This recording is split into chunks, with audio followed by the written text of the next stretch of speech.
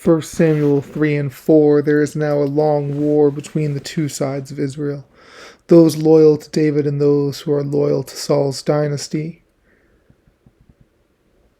As this war continues, Saul's side still has Abner, the man who started the frenzy, and it has David's wife, Saul's daughter, who has stayed there. But one day, Saul's son, who is now king, accuses Abner of infidelity, and Abner becomes furious. He sees the sting of a godless man in leadership and vows to help David do whatever he can to get what's promised to him from God. And so Abner reaches out to David. Doesn't the entire land belong to you? Make a pact with me and I will help turn Israel over to you.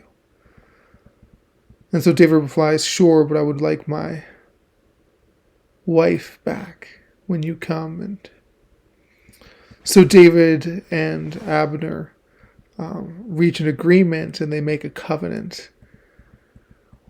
But as Abner's leaving, after he leaves safely with David's blessing, Joab, whose brother was murdered by him just chapters ago, is furious and hears he was there, and so he rushes to find him and to catch up with him, and they kill him.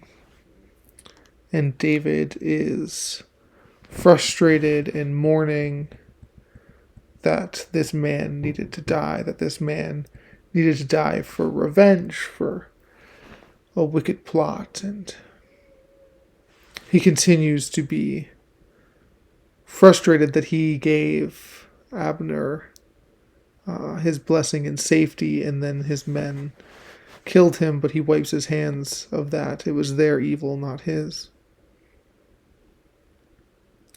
And in the next chapter, we see Ishbosheth, Saul's son, the king, terrified now that one of his leading men, Abner, is dead. In this time of fright and lacking courage, there is a member of the family of Saul who has a caretaker. And this caretaker, when hearing the news that Jonathan and Saul had been killed, she sneaks into the house, past the people and the guards, and she strikes and kills Ishbosheth, taking his head with her. And they flee and they come to David to present the head. Look, here is the head of your enemy. Today the Lord has given you revenge on Saul and his entire family.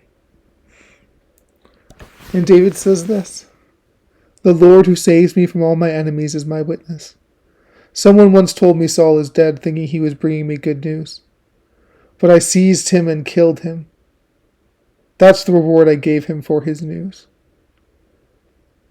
How much more should I reward evil men who have killed an innocent man in his own house and in his own bed?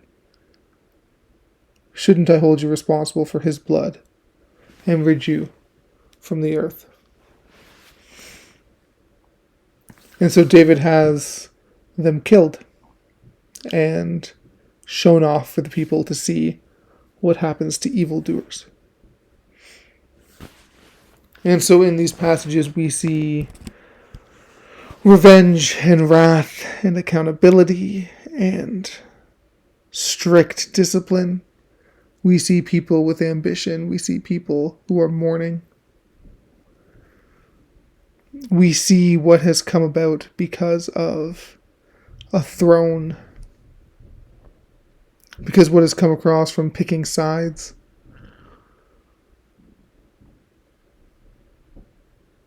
And it is indeed evil and full of blood and death. It has no end in sight. It has betrayal and lying and taking and keeping. And we see this transition happening towards David's Israel, but it is a hard and dangerous and harsh path to get from Saul to David.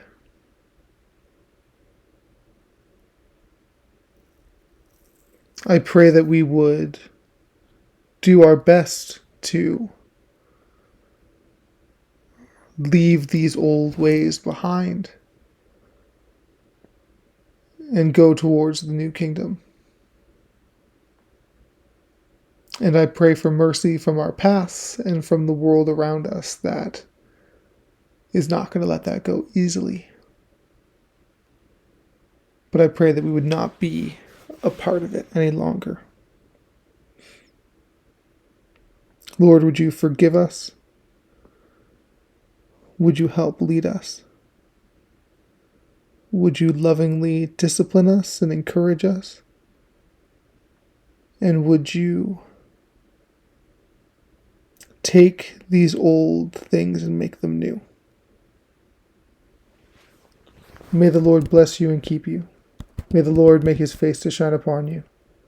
May the Lord be gracious to you. And today would you know his peace.